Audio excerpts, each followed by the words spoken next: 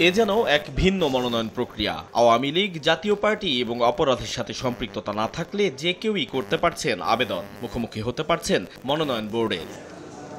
এর ধারাবাহিকতায় এখন পর্যন্ত মনোনয়ন ফর্ম সংগ্রহ হয়েছে 1500-রও বেশি।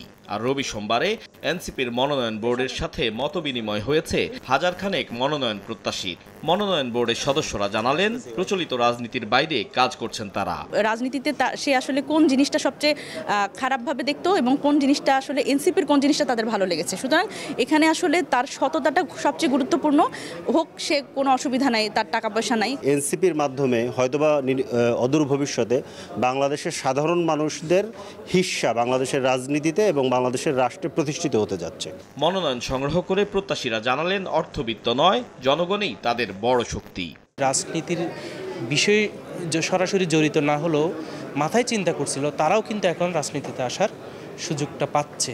এই যে এনসিপির যে এই নতুনত্ব, এলিট শ্রেণী ছাড়া বা অনেক টাকা আছে বা আমার পেছনে একটা বাহিনী আছে, সেটা হতে পারে মানে ওই আগে যেমন কথা ছিল 10টা হুন্ডা 20টা গুন্ডা, নির্বাচন ঠান্ডা। মানে এই যে বিষয়গুলাই আমরা ভেঙে দিতে চাই। 2 দিনের মতবিনিময় শেষে এনসিপি নেতৃবৃন্দ জানালেন, প্রশাসনকে ভাগবাটোয়ারার চিন্তা থেকে বের হয়ে আসতে হবে রাজনৈতিক দলগুলোকে। 24-এর গণহত্যার বিচারের পাশাপাশি 71-এর গণহত্যার ব্যাপারেও প্রশ্ন তোলেন তারা। 24-এর জেনোসাইডের জন্য যেমন দল হিসেবে আওয়ামী লীগের বিচার চাচ্ছি, 71 সালে যেই সকল দল জেনোসাইডের সাথে সম্পৃক্ত ছিল আমরা তাদেরও বিচার দাবি করছি।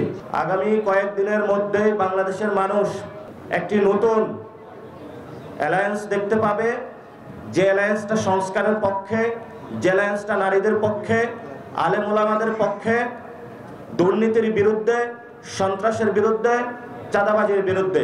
আমরা দেখছি বিভিন্ন জায়গায় বক্তব্য দিচ্ছে প্রশাসনকে নাকি কন্ট্রোল করতে হবে, ডিসিকে নিয়ন্ত্রণ করতে হবে। ডিসি এসপি এগুলো তো ভাগাভাগি চলতেছে, এখন মধ্যরাতে ডিসি পুনর্মন্ত্রণ হয়। তো এগুলো থেকে বের হয়ে আসতে হবে। আর প্রশাসনের কাছে আমরা উদাত্ত আহ্বান জানাবো, আবার একটা পাতানো নির্বাচন আয়োজনের সহায়ক আপনারা হবেন। আপনাদেরকে যদি বাধ্য করে কেউ, কোনো রাজনৈতিক দল আপনাদেরকে বাধ্য করে, আপনারা জনতার কাতারে নেমে আসবেন। অভিযোগ করেন, জাতীয় পার্টি আওয়ামী লীগ ও ভারতের বর্ধিতাংশ হিসেবে কাজ করছে, চেষ্টা করছে আওয়ামী লীগকে পুনর্বাসনের। তাই তাদের বিরুদ্ধে দ্রুত ব্যবস্থা নেওয়ার দাবি জানিয়েছে নির্বাচন কমিশন ও সরকারের কাছে।